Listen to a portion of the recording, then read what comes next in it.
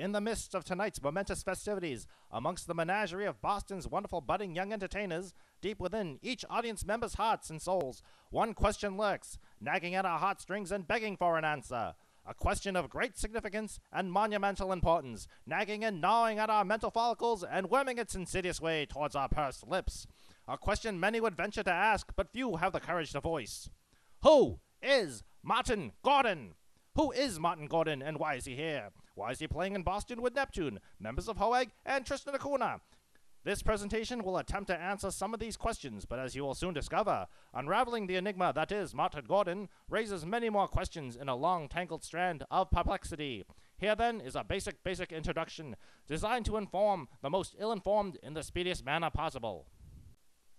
Martin Gordon is a bass player, songwriter, producer, and recording artist originally from England, part of what some scholars refer to as something called the United Kingdom. One of his earliest successes came while working in a group called Sparks, specifically on an album called Kimono My House, released in 1974. But then, who is Sparks? Sparks were /are an American rock and roll group of Anglophiles who found success at the height of the so-called glam movement, penning catchy tongue-in-cheek ditties coated in an operatic hard rock shell. They enjoyed great success in the aforementioned United Kingdom throughout the decade, but fired Martin Gordon on the eve of their early breakthrough for being a little too opinionated for a backing musician. Sparks later enjoyed American success, recording the song Cool Places with Jane Wiedlin. Who is Jane Wiedlin? Jane Wiedlin was the guitarist from the Go-Go's and later star of several reality shows. So, to sum this up, Martin Gordon, the guy who was in a band with the two guys who later did the song with that chick from the Go-Go's. But Martin Gordon's extensive credentials hardly end there. The aforementioned Kimono My House album, which bears many of his grubby musical fingerprints, was produced by semi-sort-of-pseudo-not-quite legendary producer Muff Winwood. Yes, I know, just listen. Muff Winwood, bassist, member of the Spencer Davis Group with his brother Steve, later on a producer and engineer, and inventor of the large distortion pedal which bears his name today.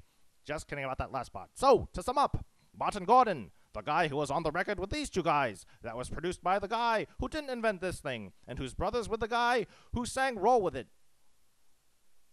But from there, the questions only come faster and more furious. After being dismissed from Sparks, Martin Gordon formed a new group called Jet.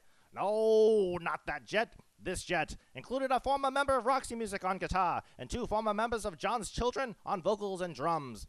I know. John's Children are well known to garage rock nerds and Richie Unterberger readers as a training ground for Mark Bolan, who went on to form T-Rex. So, to sum up, Martin Gordon, the guy who was in a band that has the same name and haircuts as these guys. Also, Martin Gordon, the guy who was in a band with the two guys who were in a band with the guy who later had a band that wrote Bang a Gong. No, who wrote Bang a Gong.